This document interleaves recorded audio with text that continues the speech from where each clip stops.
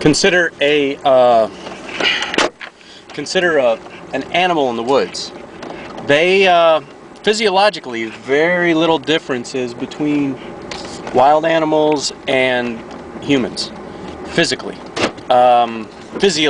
physiologically, we have the same requirements: food, water, shelter from the elements. Now you could argue, hey, lamb dog, animals have thicker skin, thinner blood, whatever. Okay, fine, I'll give you that. But just hear me out.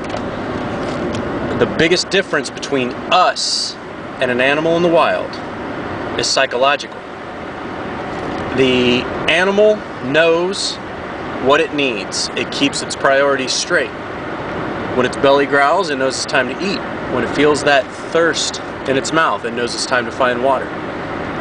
That animal keeps its priorities straight. It has its gear in line. It has its shelter in line. It knows what it takes to survive. And it's not a matter of mentally, it's just such a difference.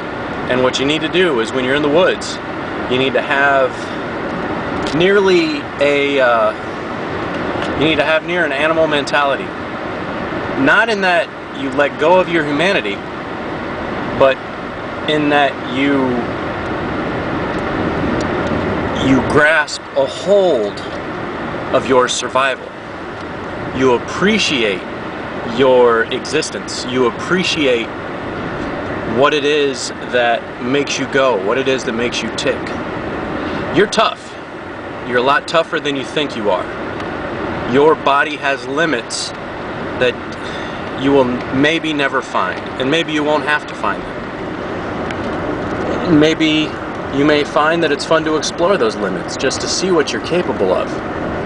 But the idea is that if you can exist in the wild and stay overnight in an area with no electricity, with a limited supply of food, with a limited supply of water, then how much easier will it be for you to exist that way in a community, or when everything's working, or when the electricity fails, or when food becomes scarce in your community?